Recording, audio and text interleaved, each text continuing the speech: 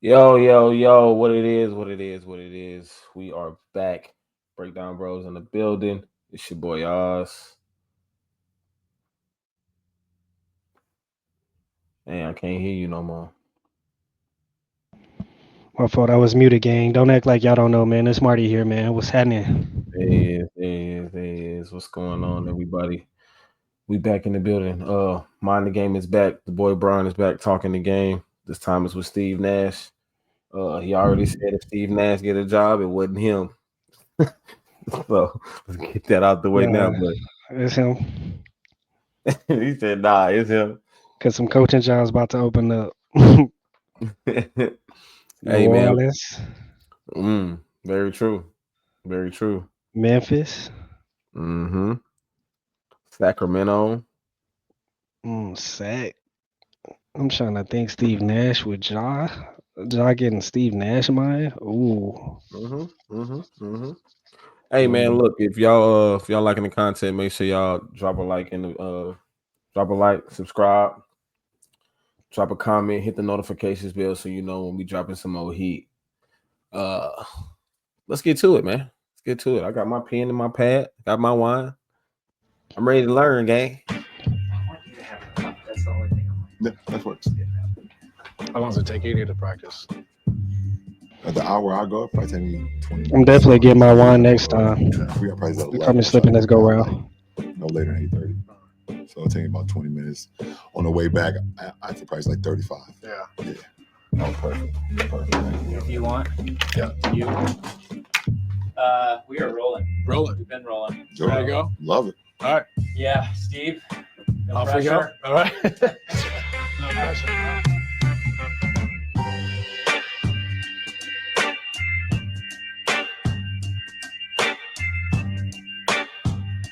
Refining for the first one. Playing with Luca. Hey, I'm Steve Nash, and this is season 2 of Mind the Game. For those of you who were listening, subscribing, downloading last season, you had JJ Redick, formerly a podcaster and now the coach of the Los Angeles Lakers, with his star student LeBron James discussing the game of basketball. I thought they did an exceptional job of kind of digging into the weeds a little bit of the technical aspects of the game, and we hope to continue that a little bit here on season 2. LeBron's been really gracious with his time, allowing us to kind of get inside the mind of one of the all-time greats, not just on the technical stuff, but in the big picture items as well. You know, his approach, his mentality, his preparation and recovery, along with the current trends of the game, where the game's going, how it's being played, how we dissect and analyze the game. So I'm excited. Got a great opportunity here to talk about the game I love, someone that I greatly admire, and having an opportunity to discuss not only the current Lakers team that has had some major moves recently, but also the entire league and the state of the game of basketball. Living with opioid Mm-hmm. addiction can be a struggle, trapped in a cycle of opioid use, withdrawal, and cravings.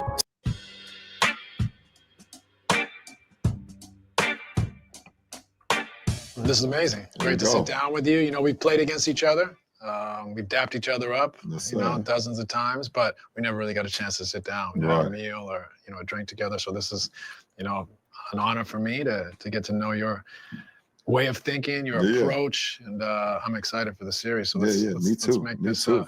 Welcome back, man. Yeah. Mind the game. Welcome back, man. Welcome Yes, back. sir. Welcome back. Let's make this a good one. Let's make it fun. Absolutely. Let's do it. You're brave though. I'm a rookie. So you know, last year you were doing this with a professional podcaster who now is your head coach, Right. and a pretty damn good one at that. So, you know, I'm going to try to pick it up for him. I'm going to try to you know, see if I can get under the hood of the Lakers a Yeah. little bit along the way, as I'm fascinated by his journey as Yeah. well. But sitting in his seat here with you is going to be a lot of fun for me. Yeah. So let's crack it off. Absolutely. And the closure is real quick. If he gets a head coaching job, because whatever, we didn't talk about this beforehand, guys. Yeah, right. I just letting you guys know. We didn't talk about it, Yeah. but two great minds, though. Once again, Thank you. let's Yeah, do it. that's good. Well, listen, the first thing that I want to hear you speak about, all right, is from the time you're, I don't know, 12, 13 Yeah. years old, you've been the guy. Yeah. Okay. So how many people in the history of the game have sat here at 40 years old, having done everything, you know, kiss the ass, get that out of the way right away. But champion, MVP, golds, titan of industry, business. You've landed the plane on Mount Rushmore after 30 years, basically. Like, what does success look like for you now at 40? That's a great question, Steve. I mean, I think it comes down to, like, what does success mean to me now, about inspiring the guys that's with you and the crew that's coming after you. Hoping that what you're doing and the tools and the DNA and the blueprint that you're doing while you're still playing and striving while you're doing that, it is going to trickle down to the generation that you're with and the generation that's coming in. We've always heard the saying, like, leave the game in a better place than when you were in it. And that's what success for me. I hope I can inspire the next generation of great players, great athletes, not only in just basketball, but in sport in general, to what it means to take care of your body and, keeping your mind fresh and understanding, like, being more driven by the process more than the actual ending goal. And then just trying to be great, or as great as you can, be squeezing as much juice out of yourself as you can, and doing it because you're doing it for the love of the process and not what it brings, not what the sport brings you.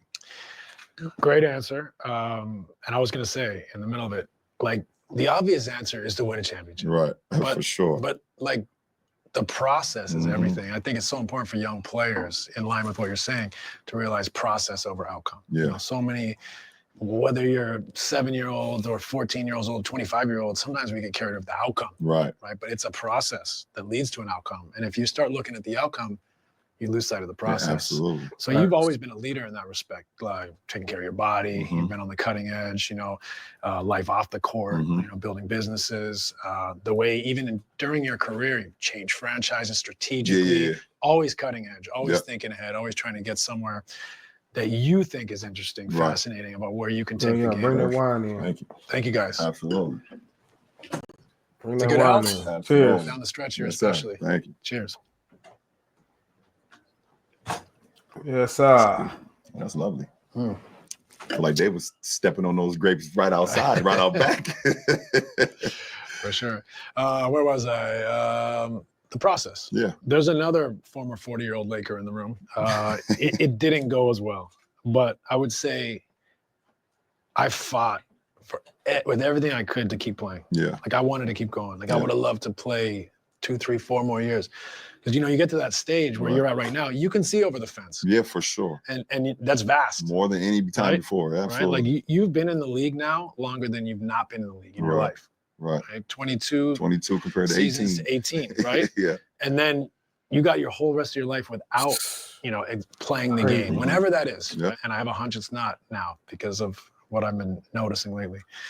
But my point being is that, like, when I was fighting to get every last drop that I could, like, I wanted to compete. I wanted to be on the floor. I wanted to win games. But what I really was obsessed with and in love with was the process of trying to get better every day, trying to prepare to stay healthy, to get healthy, to refine my skills, to get sharper, to get fitter, all those things.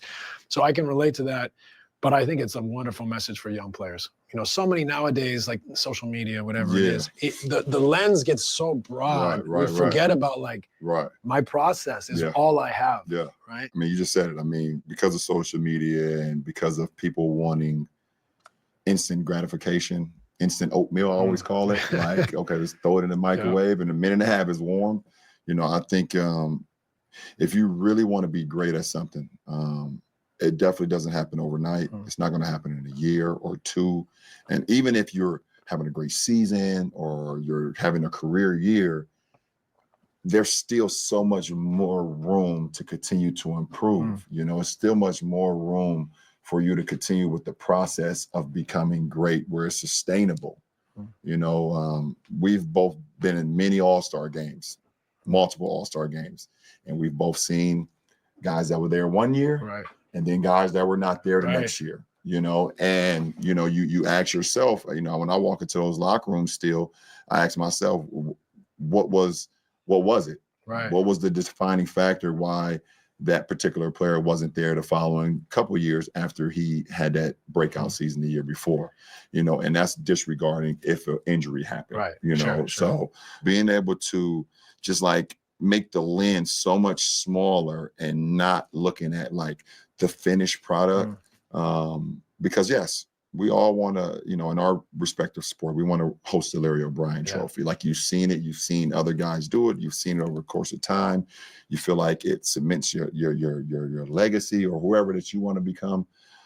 But ultimately, like the time and the commitment that you give to yourself and to your body and to your craft and to your mind, those things will take care of itself. And if it's meant for you to have, then it's meant for you to have. And if it's not, if you've done all those things leading up to it and it still didn't happen, you sleep better at night. You're okay with yourself because you gave your body, your mind, your soul, everything that you could ever ask for. I'll take it one step further. When you are in your process, as you have been locked in for years, especially with the aperture of what you have to deal with, is there any better feeling than being locked in? No. Like when you are locked in and you are, you're taking and you're in a rhythm and every day you're knocking it down. You never miss a step. Nope. Like you go to bed feeling great. You wake up feeling inspired. You go in the gym with energy, right? Like that's the best way to live. And that's why like I didn't want to stop. Right. And so like it's amazing that you can have that approach. You're still fighting for it at this age, still playing incredible basketball, and that you're leaving a legacy. Yeah. My question would be like, was there a time in your career where that light bulb went on and you realize it is all about the process? I would say probably around year 7 or 8. I was around 25, 26. When I first entered the league, I always had the mind for the game. No plug. I always had the mind for the game. So I knew that I was when I became a professional, I knew I could think the game, and I knew that my body was ready for the game as well. What I did not know or what I did not have, I didn't have enough accumulative hours put in on perfecting the process. In high school, you play high school ball, you're there with your friends, you're enjoying it. And yes, I was in the gym a lot sooner than some of my teammates and best friends. And I left the gym a lot later than some of my teammates and best friends, but still there's another level. There's another level that quite frankly, I didn't know, and it took me, I thought when I, took my team to the finals in 2006, I believe at age 22, I was going to do that for the next, 3 or 4 years. Like I was like, okay, just maybe give me one more piece, and at 23, I got into the postseason and lost in the second round. And then I'm, 24, I got there, I got to the Eastern Conference Finals or vice versa, Eastern Conference Finals, the second round, one of those years. And I didn't get back into the finals until 2011, so it was 5 years later. I just thought it was going to happen like that. And I think part of it was, me being young. And obviously, you play some superior teams, but at the end of the day, I don't think that, my process was where it needed to be, or even if I even had enough time for my process to be where it needed to be. And I didn't win a championship, I believe, until Man, that looks good, doesn't it? It's Athletic Light. Crisp, tasty, and only 20.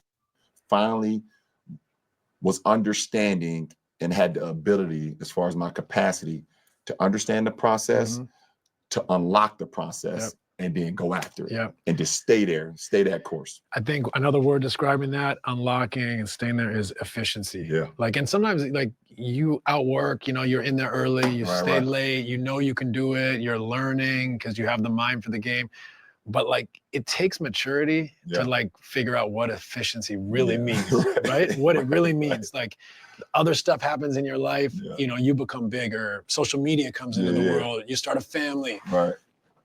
Now you got to be really efficient, right? Because things get in the way. So you have to start saying, no, I got to be focused and locked in. And sometimes you just can't do that at 20, 21, 22. No, I just don't think you can. And I think you can be as locked in as your hard drive will allow you to be.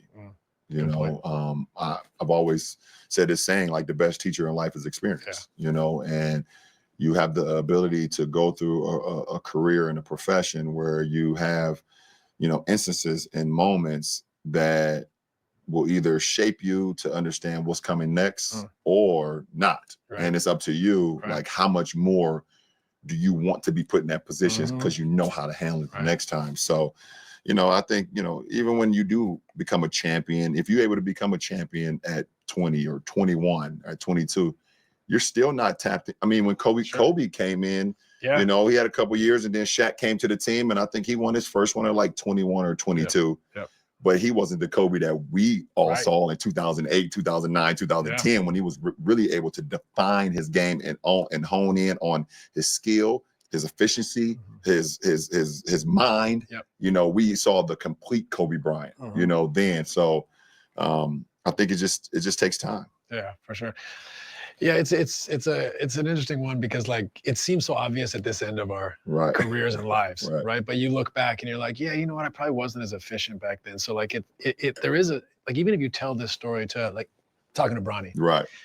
Some of it he takes because he's a smart kid, he loves the game, but some of it he's just not ready to take. And like you said, I say you can't cheat experience, right? Like you need to go through stuff, you need to build scars, and it's the ones that really have the dedication, that want to win, that want to be the best, that want to be prepared, that they learn. They learn from their mistakes. No, absolutely. They learn from their journey. Absolutely. I mean, it's funny you say that because I have to check myself sometimes throughout the course of games or practices or shoot arounds or film sessions when we have a couple young guys on the team, and I expect for them to know it, and that's unfair to them. Right. I've always talked about like my little league coaches and the coaches I've had over the course of my career. I believe they really set me up for the greater of the game of basketball. Like I was taught how to pass and cut. I was taught, you know, flex action. I was taught, you know, ball movement, you moving defensively. When the ball moves, you move, you know.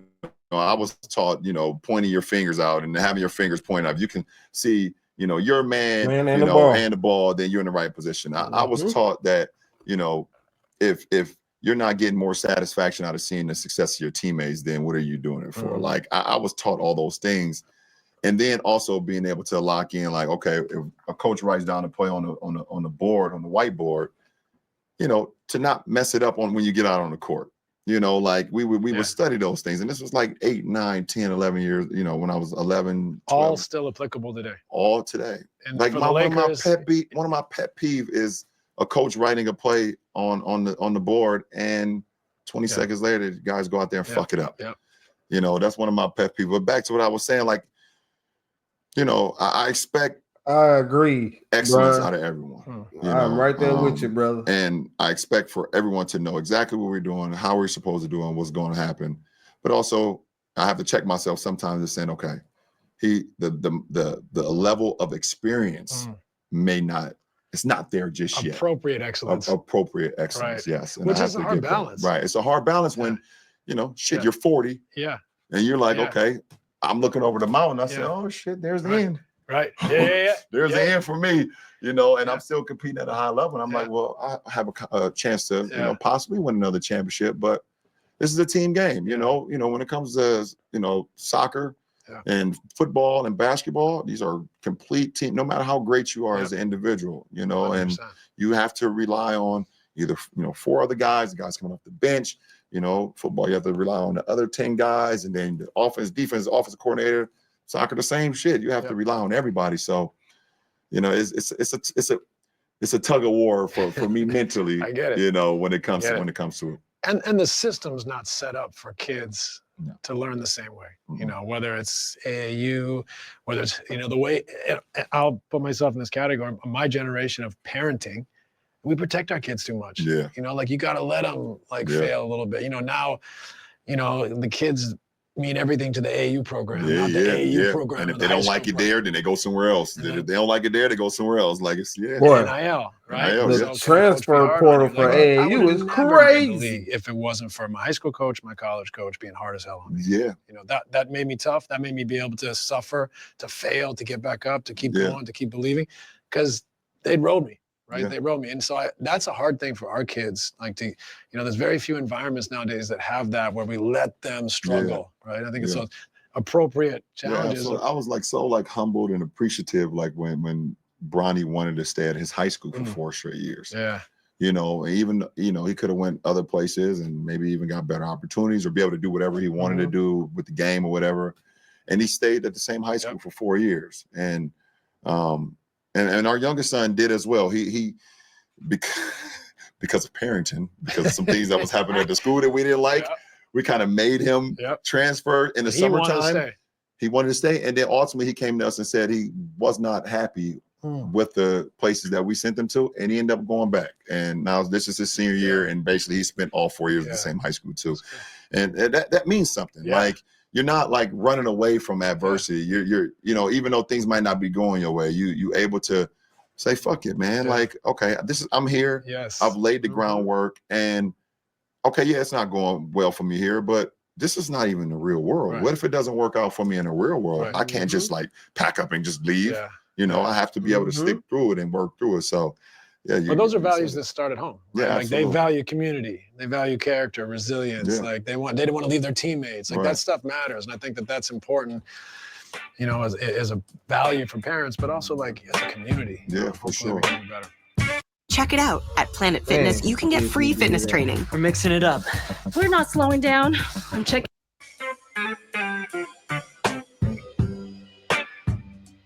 You know, as someone who's always looking for that next rush, whether it's driving the lane or threading the needle, we get it. You need that excitement. And let me tell you, I found it in Audible. No joke. These audiobooks have me on the edge of my seat, whether on a long drive or in a recovery session. From heart palpitating, Audible dive into the next part of our conversation centers around the Los Angeles Lakers. But first, I'd like to give some background on different actions, different vocabulary that we use in the NBA. Just maybe give a slightly deeper level for certain fans out there that haven't been exposed to some of the technical acumen that, you know, is just the language of NBA players. So one that we spoke about in this episode was the short roll. The short roll is essentially catching the ball shortly after rolling to the basket. You know, we've all seen the guard keep the ball and throw the lob at the rim or throw the pocket pass where the big takes it to the basket. But the short roll is when you release the ball early to whoever set that screen, and now they're the playmaker out of that pocket. So often it comes from a quick little double team. So we have the offensive player with the ball. Offensive player comes and sets a screen. X guarding the roller. Here he comes off with the ball. Maybe this defender comes and jumps. For a second, we have two on the ball. The roller gets right in here, and we have a little bounce pass or a little pass over the top into this pocket, which allows them now to be essentially a playmaker playing 3-on-2 or 4-on-3 from that position. Next, we have the pocket pass. This is pretty self-explanatory. There's a pocket created when someone sets a pick and roll if the big is not up to the level. So we have a screener here coming up to set the screen. His defender is usually lagging the play right here. As the ball handler dribbles off the pick and roll and the roller rolls, there's a pocket between the two defenders where that ball can be thrown to the roller to take to the basket. Blender. Blender is a term used in the NBA when a team is in rotation, essentially, when they've created their first bit of penetration and help is forced. Now, when you... Hold on. Offense creating advantage, like two on the ball or a double team, it forces the defense to rotate and help, allowing the offense to find the open man and maintain their advantage. So Blender is the rotation. Okay.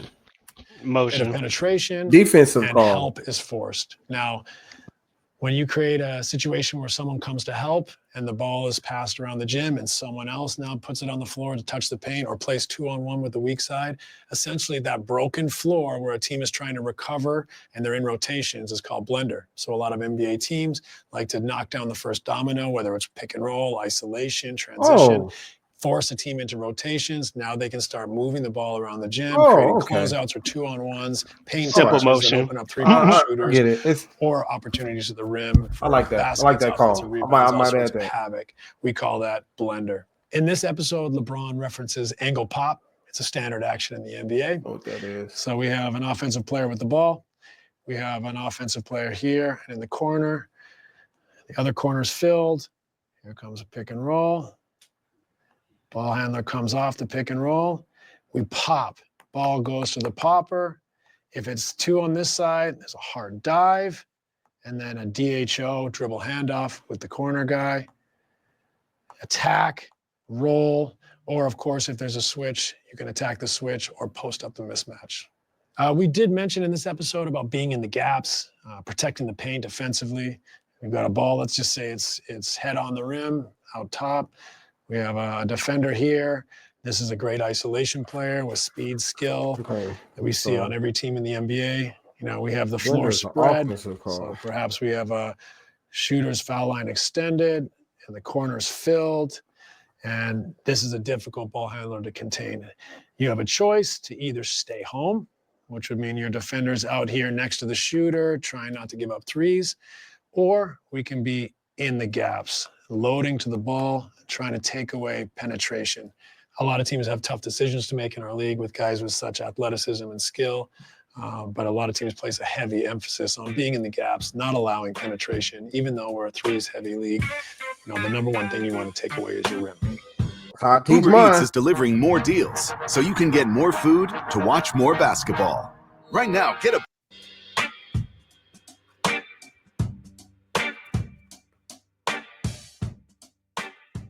Well, look, let's talk about these Lakers. Let's do it. Let's talk about these Lakers. Look, this, you know, you guys won a championship a few years back now. Yeah.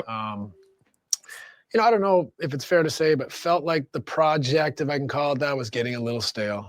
All of a sudden, you guys make a huge trade. You know, you get one of the greats already at 25, nearly 26, 5-time first-team All-NBA, Luka Doncic. Right. Amazing player. Exciting, of course. But I'd like to know from you, like, what excited you about getting to play with Luka? Because he plays the game how I've always wanted to inspire the generation to play the game. It's like there's nothing predetermined. It's if you have 2 guys on you, there's a numbers game. Right. If you have the advantage, and if it's a guy that that can't guard you, or you're able to beat him, and then the guy traps the box, or another guy sinks, I'm able to make the passes and make the reads before they happen. Right. And I've always defender the baseline on wing drive, a weak side defender. Defender the baseline on wing drive, a weak side defender rotates to the opposite block to protect the paint. Stop. Oh, low man, help. Always loved the players that breathe so much confidence into his teammates that make them believe that they're actually better than what the fuck they really are. Yes. You did that. Luka has done that for 7 years. Chris Paul did that when he was down there in New Orleans and doing it for that team down in New Orleans. I've been able to do that with a few of my teams. I mean, I don't go to the NBA Finals in 2006 with that team if I'm not able 100%. To make them believe that they're greater than what they are. Yeah. You know, and just give them that confidence. It's a great point, because I think people understand you make your teammates better, but making them believe is a whole other thing, because you can spray the ball around the gym and make people better. Right. But to give them that belief that, like, no, what I do is important and valued and going to help our team win, like, that's a different and it makes them ultimately, they would do anything for you. They run through a wall for you. You know? Right. I mean, we saw it. Unfortunately, one of your teammates gets suspended in the postseason. Right. You know, when you get chucked to the scores table. Yeah. But that's because you've given them so much confidence and so much belief. You fucking touch Steve, like I feel like you're going after me. We built that bond. Y'all built that bond. You know what I'm saying? So like, Luka has that. Yeah. And I mean, he learned that from growing up in Slovenia to heading over to Madrid and learning the game the right way and playing at a professional level at 13, 14 years old. And he brought that same model and that same game to the NBA. And like from day one. From day one. He's from day one, you know. Incredible. Let me bring up a question for you. I've heard many people say you can't make a blockbuster trade mid-season and contend. So I'd like to know you. They're wrong. Yeah, and tell me how you feel about that. Like there's validity to that. Yeah. But it doesn't mean it's black and white. Right. No, it's definitely it's very challenging.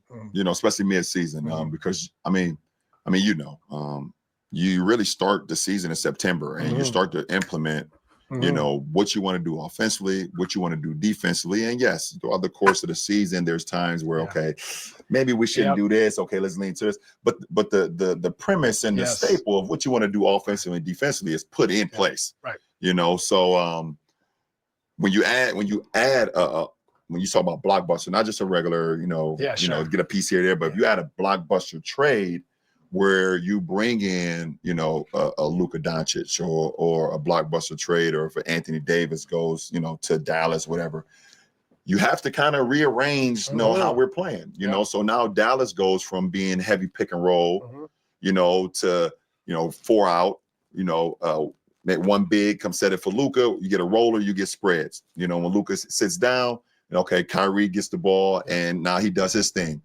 You know, now, you know, their team kind of changes, and our team dynamic changes too from, you know, we need AD to touch the ball every time down. We have to have AD engaged in order for us to be able to win, because when AD is engaged, offensively it's going to work, and then defensively it makes us even more incredible. So now we have to change our whole thing to now completely different because Luka needs the ball. He has to have the ball. It makes no sense of bringing in Barry Bonds if we're not going to have him back clean up. Right, exactly. You know, it's early, right? Like this episode might not come out for a month, but you know, you've beaten Dallas last night. You beat Denver in Denver, who was at the moment of taping was on fire.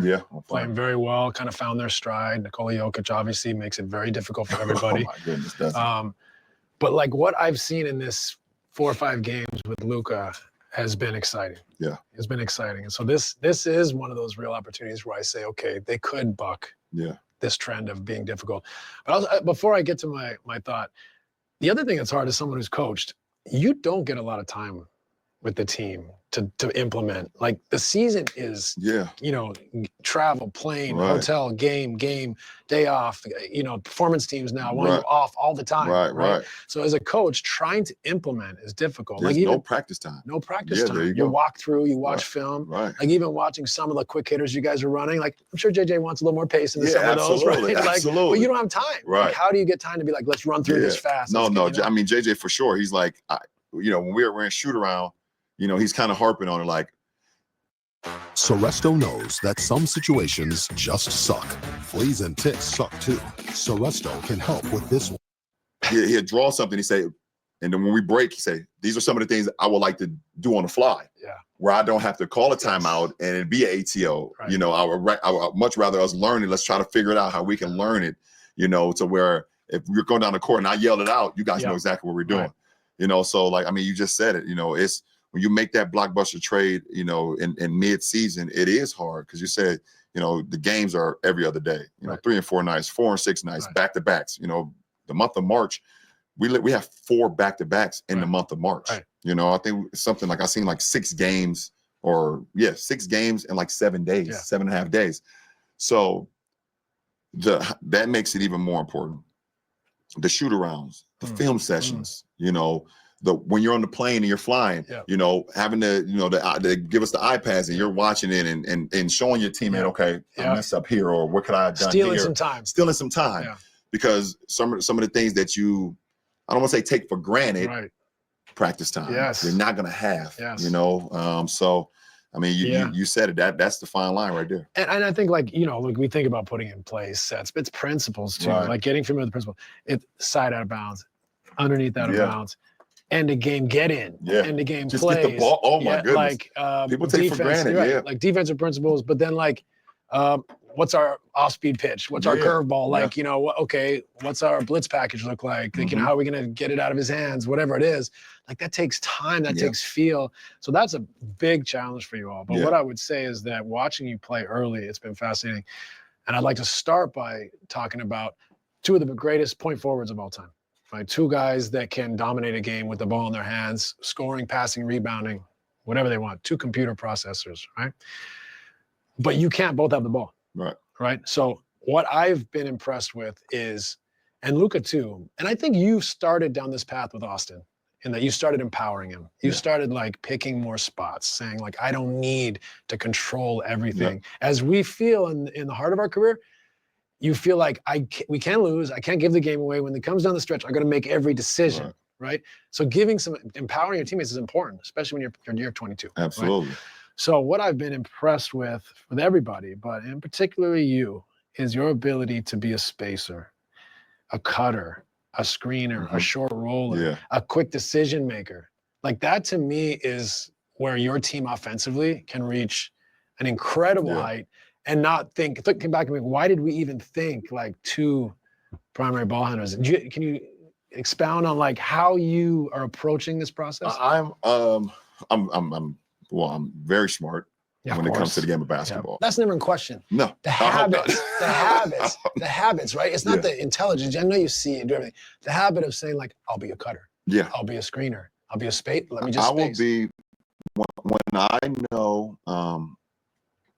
when I know that it's for the betterment of the team and for ultimately for us to reach our rim. I'm able to adapt to whatever position that needs to be done. And in this case, understanding how great Luka is, come on, man, how on the rise Austin is, I can do things that affect the game still that benefits our team. And like you said, being able to come up and set a pick and roll where it's a switch league, and but to be able to pick and slip or pick and hit the short roll. Now, what I do best is even more unlocked. So you're giving me a pocket pass, and now I'm playing the 4-on-3 game. 100%. I'm playing the 4-on-3 game where I have, I've gotten the ball from Luka in the pocket or AR in the pocket. Now I get to read and decide what these three defenders are going to guard me with the ball, two guys in the corner and a big and a dunker or small in the dunker. I'm gonna pick you apart. Instead of always having to be at the head of the play and having to pass it. Now all eyes are on me, and it's a 5-on-5 game. Or being when Luka's ability to manipulate a defense, distort the defense. Yeah, if you put two on him, and now when the ball is swung to me, and I'm going against a closeout, which is. I chose Wix for my business because of its massive scope for functionality and freedom of creation. It doesn't happen much, no. In my career. Staying home, for 22 years. Right, for 22 years, to get eyes on someone else for a change, and then I'm catching it on the backside with a live dribble, or I'm cutting through traffic. It's. But like one of the highest forms of intelligence is also knowing what your sacrifice needs to be. Yeah.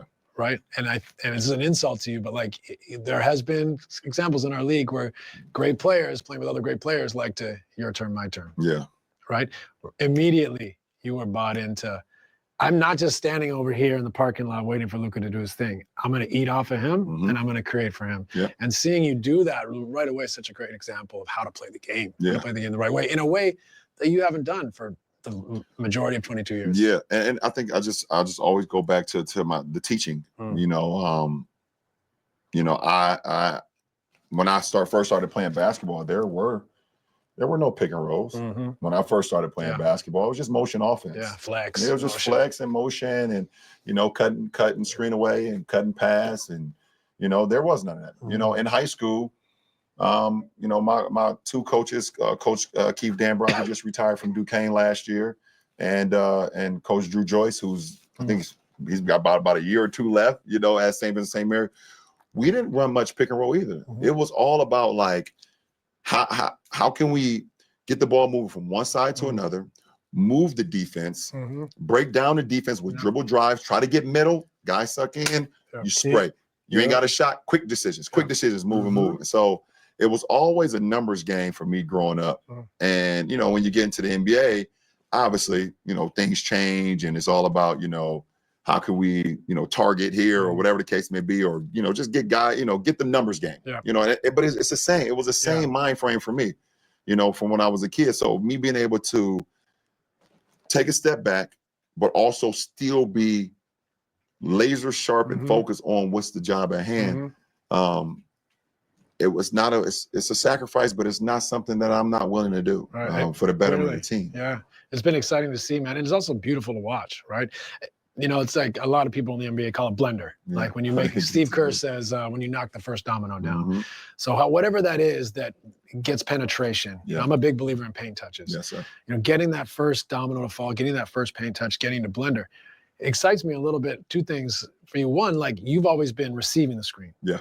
So you know when you're like, I want him to slip. Mm-hmm. I want him to flip the screen. You know, you now are in control of doing that, having known what the ball handler's feeling, seeing. So you're going to create more opportunities for you to catch on the short roll and play 4-on-3, 3-on-2, which is exciting. The other thing that's real, and I want you to talk about that, but the other thing that's exciting to me is watching how you'll make quick decisions. Guys, like, I'll give you a little anecdote. Like my responsibility with the Suns, for example, was to create shots for our team, whether it's me or for someone else. So although I made them, I was, believe it or not, really uncomfortable in catch and shoot threes. Yeah. Because I might not get one for a week and a half. Yeah. Right? It was all off the dribble. And so I know sometimes like it might be uncomfortable for you. Like Luka's man just leans, he throws it out of the post for you to go. Right. Because you're used to surveying, what do I got? Absolutely. But I've seen already you've been catching and going, which brings me to a point that I really believe in. And I think the best three examples are you, Luka, and Nikola Jokic. Not only are you guys incredible processors, you know, see everything, have made every pass, can do all that, but you all have the physicality to play bully ball. Yeah. So whether that's in the post with a mismatch, whether that's I'm faster than a big on the perimeter, or whether that's you got to close out on me and I'm just, if I can't get you clean, big shoulder. Guess what? Yeah. This guy's taking you to the rim and I can see over everyone. So you're basically, I see you guys do this. You're looking at the guy in the corner. Just as I get to the rim, are you coming? Because I'm just going to hit the corner. Hey! He sees you looking, and now you put him in a bind. You're playing cat and mouse. But that ability to make quick decisions, to play bully ball, and you have Luka can do the same thing. You know, this is exciting for me to see, like, you guys play off of each other. You know, a guy just leans the wrong way, the ball's gone, you drive. Yeah. He recovers, but yeah, taking him to the rim, surveying your rotations. That, to me, is a separator of the three of you in our league.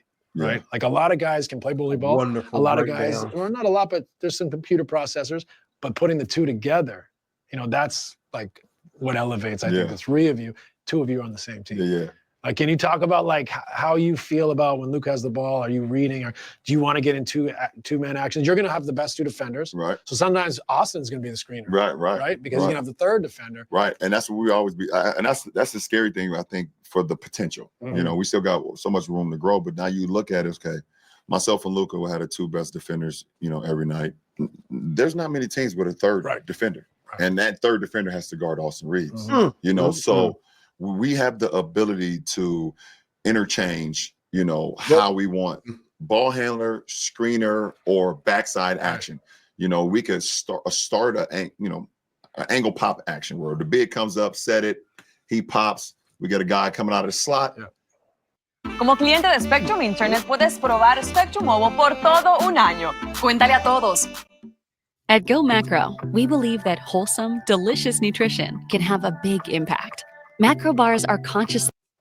Whoever we want on the backside, it could be anyone. You can do, you know, so we could start with Luka with the ball. I come set the angle pop, I pop, and now I'm going to a DHO with AR. Yep. Or AR could start it, I pop, and I'm going to a corner pick and roll with Luka. Like, we have the ability to do so many great things. And then back what you were saying, to be able to have those guys that can play bully ball, but also have the brain to be able to manipulate the game as well for the greater good. It is something that it's the reason why I've been able to do it at this level for as long as I've been able to do it as well. And then obviously, you know, Jokic and what he's capable of doing every night, and what we've seen with Luka over his first 7 years. Right. And it's exciting to see Austin grow too. Absolutely. Right? Like, he's got the mentality, like his skills keep getting better, you know, but he has the mentality to like not worry about you two. Right. Attack. Yeah. And you've empowered him to do that, which is important. But I love that he's just like, I'm going. Yeah. I'm going. He's not waiting around. He's not waiting around. Like, oh, well, LeBron's over there. You know, like, no, he's like, I got this too. You know? Like, yeah, for like sure. If you do run that action and you're DHO out of the corner for Austin, Like, he's not waiting to get a switch and throw you in the post. If he's got an attack, he's going. And you have to play that way. You can't be on your tiptoes. Well, they switch. I got to throw it into LeBron in the post. Like, you'll get it back. Yeah, you become the wrong computer. Then. Right. Then you start over-analyzing the game. You know, and now you're not even playing for just full of the game. Now you're over-processing the game. Right. That's what's exciting when I think about the three of you, the way he can feed off of you guys. It's also been interesting to see, you know, when I saw the team come together, I thought, I like the death lineup. You know, you at the 5, so to speak, or Rui, whoever you want to say is at the 5. You got Rui, Doe, you know, the three of you on the perimeter. Like, that's an exciting lineup. But it's actually been, the numbers are exciting for Jackson Hayes' minutes. Yeah. So it's been interesting to have that rim runner, that live body, a little bit of length. Defensively, your numbers have been outstanding. And that's over a 12-plus game period where you had AD, you had no AD and no Luka. And now you have Luka. It's continued through that period. So maybe talk a little bit about like the death lineup versus Jackson versus how you want to defend. Because what it feels to me, especially in the small positional size lineup, you guys are big. You just don't have a center on the court. Positional size lineup, I love the way you guys have been in the gaps. Protecting the paint first, closing out, shifting over. Like, to me, that's the way you guys are going to be tough to play. Well, first of all, I mean, I got to give a big shout out and credit to Jackson Hayes, man. You know, him stepping into that void, losing AD, you know, it's a lot. You know, it's a lot. You know, it's a lot of scoring, a lot of protection defensively, a lot of rebounding, a lot of block shots. But I think Jackson was just like, I can't make up for that. And we didn't ask him to make up for that. We needed Jackson to be high energy, you know, be a force on offense, run the big, great screening, lob threat, but he's just made great decisions. He's been able to catch it in the pocket and, you know, stay on balance and either being able to dunk it home or find guys on the perimeter. Jackson has been unbelievable in his minutes, and we're going to need that from him. We know, you know, how it unlocks Luka as well when it comes to pick and roll with a lob threat. You know, so having those minutes with Jackson is key. And then with our positioners lineup, when you have Luka at 6'7", you know, myself at 6'9", Doe at 6'8", Rui at 6'9", you know, Austin 6'5.5". You know, there's no center out there. Positional size. But we're long, we're big, we're athletic, we're tough, you know, and we're scrappy. You know, and to be able to, like you said, be in the gaps, you know, help each other. Communicate, you know, even when things break down, you know, we were able to fly around and help one another. You know, there was a play, you know, in the Dallas game, bro, where Kyrie came off. I'm sorry, bro. That was beautiful. I'm sorry. Rotation. You can tell they was calling it out. Oh my God! Can we just athletic? We're tough. Look at this for you know, and we're scrappy. You know. There's a ball screen out of the corner. You got Luka sitting heavy in this gap to where Melo got nowhere to go. And to be able to look at that. But he played it perfectly though. He didn't overplay it to where he sunk in and left him open for the 3. Can still get back to his guy. Okay, we in this gap. Okay, good. Like you said, he has it just enough. He got back. Get back to his guy. In the gaps. We're there on the catch. Boom. You know, he made a move to go by me. Where's Austin? In the gap for me, just in case I get blown by. Austin is there. Communicate. Cool. Stop the ball. I'm back in front. You know, even when things break down. Made another move. Here come Bron trying to blow it up. You know, we were able to. He missed it. All right, fly around downhill. Look who's there. Luka sitting in the gap, helping Bron. Help one another.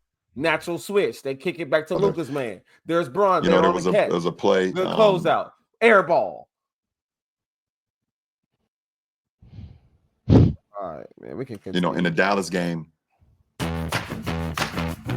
Experience an incredible selection of the latest equipment, apparel, footwear, and accessories, and where Kyrie came off a pick and roll from Najee Marshall at the top of the key, and he was about to raise for 3, and we had 2 on the ball, and Luka was guarding Najee, and you know, we wanted him in coverage. We didn't want the roller behind, but it's Kyrie. He came off. He's about to shoot the three, and Luka went to contest, and at the last minute, Kyrie dumped it to Najee, and now they have a 4-on-3. Dodo was on the ball, and instead of Dodo just staying there and just looking at the play, when Najee was rolling, I took the roll, and Dodo came. Perfect example on why you should not give up. Just looking at the play, when Najee was rolling, I took the roll, and Dodo came out of the blitz from Kyrie and ran all the way to the opposite corner, made PJ Washington drive back into me. We got to stop, and then we got to dunk on the other end in a pivotal point of the game. And that's what it's about. Like, it's, it's not about, height and weight and whatever. I mean, shit, you're a fucking prime example of that. It's not about height, how fast you are, how tall you are. It's about the mind, the will, and the communication in the process that you have with your teammates out there. Like speed of thought, reading. Absolutely. Yeah. Well, Absolutely. you can see it, I think the way you covered Jokic too, the activity, right? The activity around him, swarming him, crowding him, getting out though. And I think, of course, you want to be organized defensively. You want to stick to your principles, but at the same time, to be an elite defensive team or to be able to be better than maybe the sum of your parts, you have to be able to read off each other. Absolutely. Because not every play is perfect. Everything. Yeah, and losing Anthony Davis, who's a defensive player of the year candidate every clap year, that up. it was either one or two things for us when we lost them. It's either be the worst defensive team in the league, or now it's like, oh shit, we don't have AD to cover our asses. Sure. Okay, we got to play even harder now, and we got to cover for one another because we can't rely on a blow by every time, and then I have a low man, and then AD comes out of nowhere and blocks the shot. Right. We have to be on the string in order for us to get stops. And we know the game of the NBA is a game of the offense. The offense, how the game is reffed, how the game is played is for the offense. But defense and timely stops, one or two, if you could get 3 stops in a row, in the crunch time, you could crack a game open. There was a tie game for us, in the Dallas game, but was able to get a couple stops, a couple possessions, and then we was able to bump the lead back up. So it's very important. And also the style of your defense. Like, I think that decision to be in the gaps, to take the pain away. Like, I'm a big believer in paint touches. I'm also a big believer in keeping the ball out of the paint, right? Because that's where you get the most quality opportunities. You get in rotations, a lot harder decisions, especially in the modern game, right? Where the spacing created by the way people can shoot, how many shooters are on the floor, how much you have to cover in space, or when you get to schemes, how stretched those schemes are, how long closeouts and rotations, X-outs, 2 great shooters, guy, rim runner, great ball handler, and you got 2 guys on the perimeter. It's 10 skilled guys on the court. It has to be like this, right? So to read, to be able to, but it's early, right? Like that's the other part about this is that you guys are just getting started. You've shown good signs, but it's really about the will now. No, absolutely. And it's about the will and accountability. Like, it's not gonna. We're gonna have adverse times. We know, and I know it's gonna happen. I know it's gonna come. I don't know when, but it's gonna come. We have a tough ass stretch of games, but at the end of the day, we're gonna have adverse times, and it's us to be able to handle those adverse times just as well in defeat, just as well as we do in wins. And then be able to hold each other accountable. And not. Feel like, okay, obviously there's a way that you communicate and whatever the case may be. But if we're serious about trying to make a push and try to really compete for a championship, then it shouldn't, the message shouldn't be, honesty, communication, being able to say, we got to do better than that, right? Absolutely. Yeah, it's exciting, man, because I wasn't sure you lose AD, right? Like, he's an anchor stone to any defense. He's so damn good. And as good as Luka is, you have to get stops, right? Yeah, so, I mean, I think it works for both franchises, man. It's going to be a process for Dallas. It's definitely going to be a process for us. But for us to be able to get Luka, and I know the caliber of player and person that Dallas is getting in AD, so I'm excited for him as well. But also, like you said, like, you're going to have tough times. Like, on the micro level, like, you guys shit the bed against Charlotte. Yeah. But maybe you don't spank Denver if you don't shit the bed against Charlotte. You know how that is, right? You learn more from the losses. Yeah, absolutely. Right? You start to pick out, like, this is unacceptable. These are our non-negotiables. Let's get back to basics. Energy, that swarming defense we've seen in the last 2 games with Denver and Dallas, like, that was next level, right? So I think that's part of it too, is going through those processes, being able to come back and say, this is a process, right? This is a process. It's not like today we suck, today we're great, like that. You can't play that way. And just like you said, it's there's a non-negotiable because the one thing about you can watch film and say, okay, you guys have shown, JJ come here like, you motherfuckers have shown me what y'all capable of doing. Y'all have shown it. Here's the tape right here. You told on yourself. So like this right here it's not negotiable. Like it's not negotiable.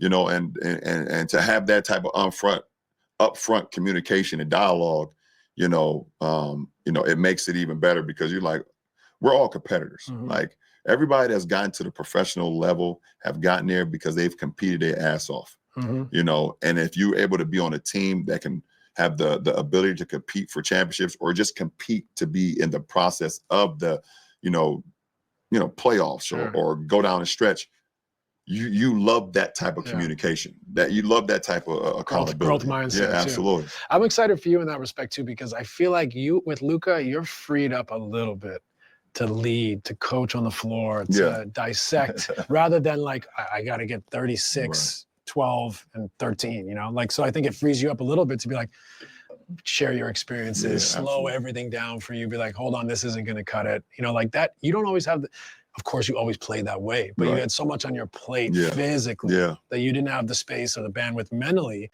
to share like the growth margins that you have to meet.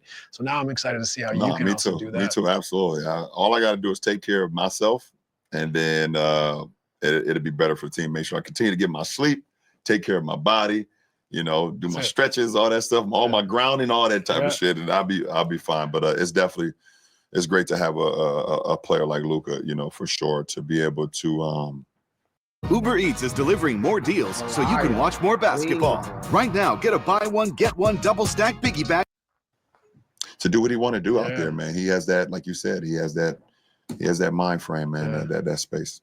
I can see by the smile on your face. So before we, move on, what about this quarterback wide receiver relationship we see going? Sometimes tight end, button hooking in the lane, sometimes running out, getting it over the top. It looks fun. No, it's extremely fun. As far as the full court passing things, being able to run, I haven't had it since Kevin Love. Right. And it was different because Kevin Love,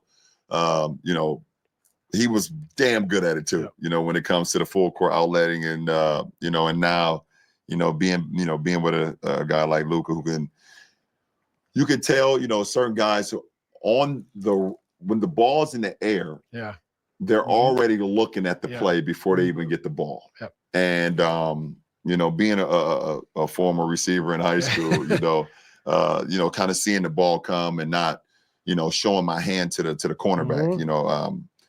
I learned that a lot from Randy Moss when I was growing up. He said a lot of times he would run his routes and he wouldn't raise his hand up too soon. Because if the defender is trailing him, if he raises his hand up too soon, then the defender know the ball is coming. He would try to wait to the last moment, to put his hand up, and now the cornerback wouldn't see it. And I learned that and watching Randy Moss when I played in high school. And I try to do that in the game as well. In the Denver game, the long pass that Luka threw me, had that moment there where I kind of did it to Michael Porter Jr. I was taking off, and I saw the ball coming, and I didn't want to open my hands up until the ball was right there, and I was able to finish it. But well, I'm gonna have my eyes for the opposite. When you give the fake up and then button hook in the lane, let him run back in front. Yeah, that's great, man. W episode. I like it. Yo, we back at it, man. We back at it, man. Mind the game here with Steve Nash, 2-time MVP, man. Let's give it up. Hey.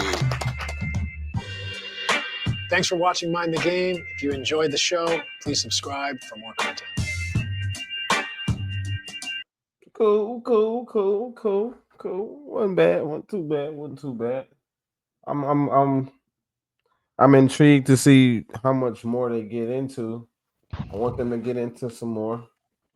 Get a little deeper with the basketball talk. I know it's the first episode back. We got to get the formalities out of the way, get all the talky stuff out of the way. But I'm looking forward to seeing them get to some real basketball talk. How'd you feel? Shit. Honestly, I appreciated the fundamentals. Just really just emphasizing on the importance of the fundamentals of the game. Just understanding that by having that be the blueprint pretty much of your foundation is obviously you can see where it can take you from somebody who's regarded as, if not the best, one of the best to ever play the game. So, and he telling us he credited his 22 years of longevity in the NBA because of just always remembering and thinking back about just the fundamentals of the game, making your players better, getting satisfaction out the That was game the part by I like.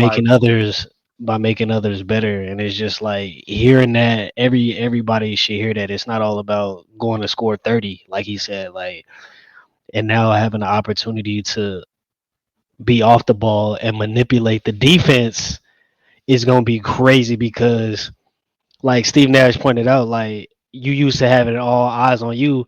Now you able to all the eyes are not on you. You able to literally manipulate the defense any way you choose, which is gonna come in handy when it come to those close knit games, coming to playoffs, game 6 or game 7 or whatever have you. So yeah, I just really just appreciated the basics of it all, bro. Really just the emphasis on the fundamentals, honestly. I really love the emphasis he put on making people around him better. Because that's something I try to instill in the high school guys that I coach. It's like it doesn't matter if you have 20. If we lost that game, and you should get joy out of seeing people around you do good. And these kids today don't have that. That's the point that I remember he said. Like when he was coming up, he learned the game. That was one of the points of how he learned the game. He learned the game by making other people good, and that brought him joy was to see other people he played with do good. Man, these kids today I think that's something that's lost and that needs to be rediscovered if today's